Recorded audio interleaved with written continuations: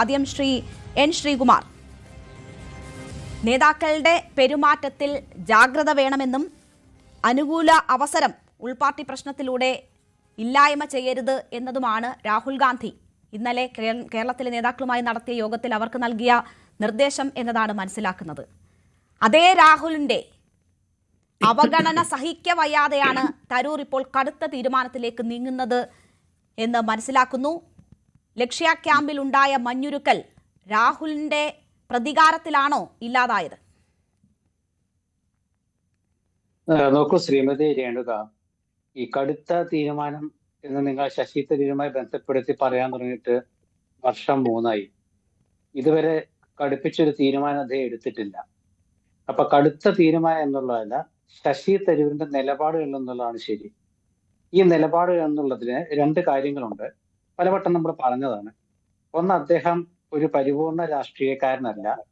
2, അദ്ദേഹം കോൺഗ്രസിനോട് പരിപൂർണമായും പ്രതിബദ്ധത പുലർത്തുന്ന ഒരു നേതാവല്ല.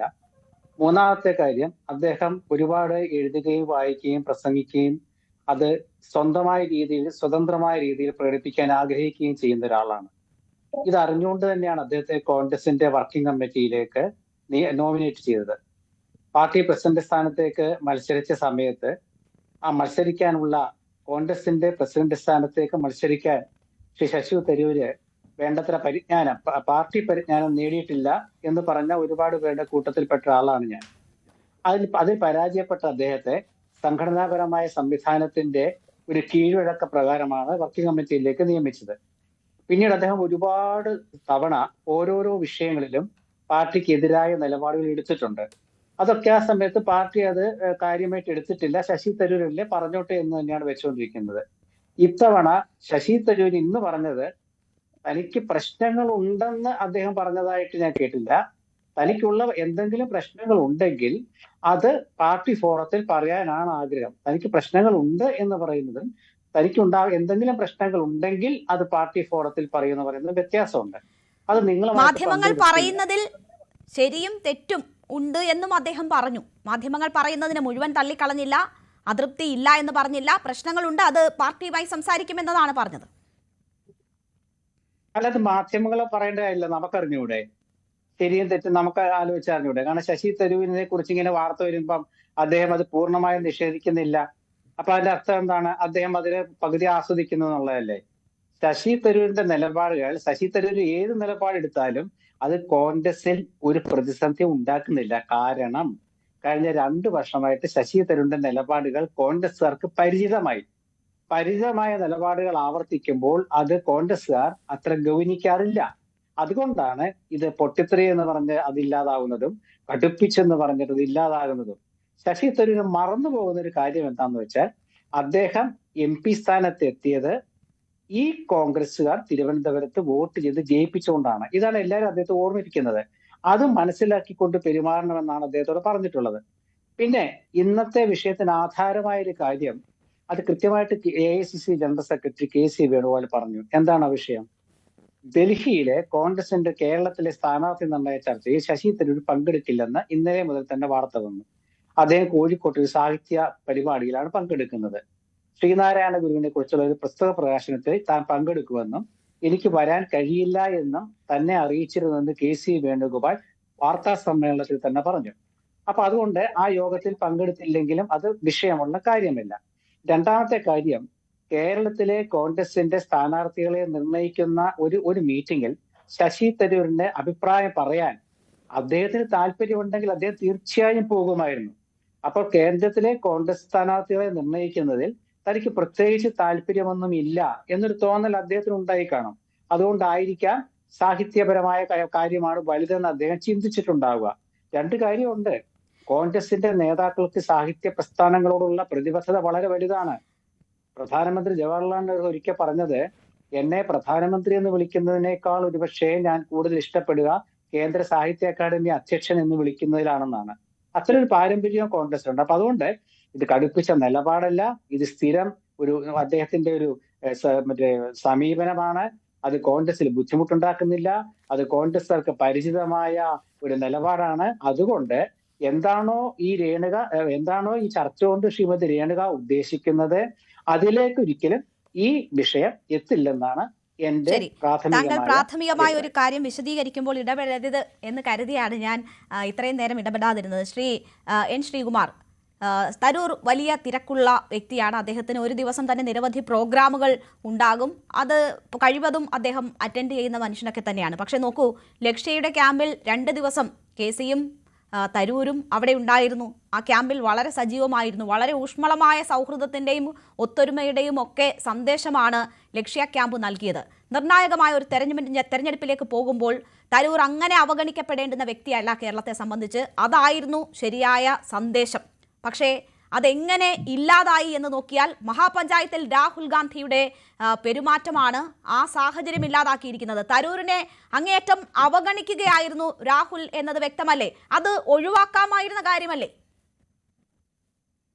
രാഹുൽ ഗാന്ധി അപമാനിച്ചു എന്ന് ശശി തരൂരോ മറ്റേതെങ്കിലും ശശി തരൂരിന്റെ അടുപ്പമുള്ള നേതാക്കളോ പറഞ്ഞിട്ടില്ല.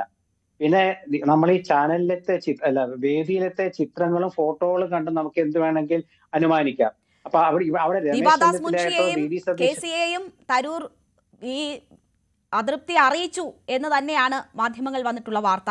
അതിനുശേഷമുള്ള അദ്ദേഹം ഈ വിട്ടുനിൽക്കൽ ഉൾപ്പെടെയുള്ളത് അതിന്റെ കാരണങ്ങൾ ആ കാരണം കൊണ്ടാണ് എന്നതാണല്ലോ മനസ്സിലാക്കുന്നത്. ആ ദൃശ്യങ്ങൾ കാണുന്ന ആർക്കും തരൂർ അവഗണിക്കപ്പെട്ടു എന്നതിൽ സംശയം ഉണ്ടാകില്ലല്ലോ. താങ്കൾക്കുണ്ടോ സംശയം? അല്ല, എനിക്ക് ശശി തരൂർ പറയാത്രത്തോളം കാലം നമ്മൾ എങ്ങനെയാ പറയാ?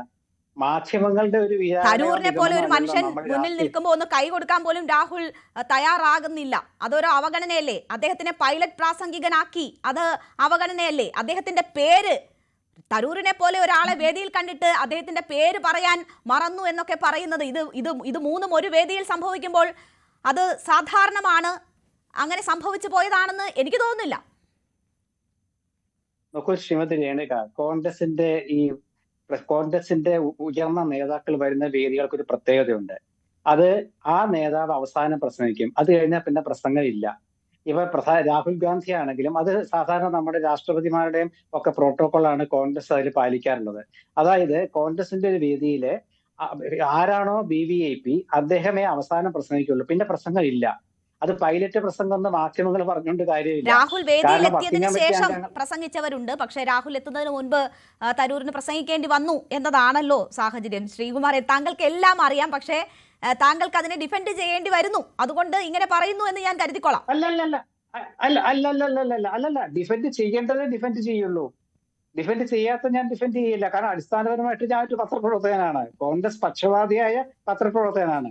ഇവിടെ ശശി തരൂരിനെ മുൻപ് പ്രസംഗിപ്പിച്ചില്ലെങ്കിൽ എന്താ പറയാ? വർക്കിംഗ് കമ്മിറ്റി മെമ്പർ അവഗണിച്ചു എന്ന് പറയും. അതായത് രമേശ് ചെന്നിത്തലാണല്ലോ ഏറ്റവും ആദ്യം പ്രസംഗിച്ചത്. അതിനുശേഷം ശശി തരൂർ പ്രസംഗിച്ചല്ലോ. അതിനുശേഷം എത്രയോ കഴിഞ്ഞിട്ടൊക്കെയാണ് ഓരോരുത്തരും പ്രസംഗിക്കുന്നത്. കാരണം വർക്കിംഗ് കമ്മിറ്റി അംഗങ്ങൾക്ക് പ്രസംഗത്തിന് ശേഷം അതിനുശേഷമേ മറ്റുള്ളവർ പ്രസംഗിക്കാറുള്ളൂ. അതല്ലെങ്കിൽ തിരിച്ചു വരാം. അതായത് ആദ്യം ഒരു KPC പ്രസിഡന്റ്, പിന്നെ വർക്കിംഗ് കമ്മിറ്റി മെമ്പർ, അങ്ങനെ വരാം. അപ്പൊ അത് ഏത് രീതിയിൽ വന്നാലും ശരി, അത് പൈലറ്റ് പ്രസംഗം എന്ന് പറഞ്ഞ് അതിനെ നമ്മൾ ചെറുതാക്കി കാണരുത്. പൈലറ്റ് പ്രസംഗം അല്ലത്. വേദിയിലെ പ്രധാനപ്പെട്ട നേതാവ് കഴിഞ്ഞാൽ പിന്നെ പ്രസംഗമില്ല. കാരണം പിന്നെ പ്രസംഗിക്കുക എന്ന് വെച്ചാൽ ആ പ്രധാനപ്പെട്ട നേതാവ് എന്താണോ പറഞ്ഞത് അതിന്റെ ഒരു ആവേശവും അതിന്റെ ഒരു അഭിമാനവും അതിന്റെ മറ്റു ചില അനുരണനങ്ങളൊന്നും കാത്തു സൂക്ഷിക്കാൻ ചിലപ്പോൾ പറ്റിയെന്ന് വരില്ല.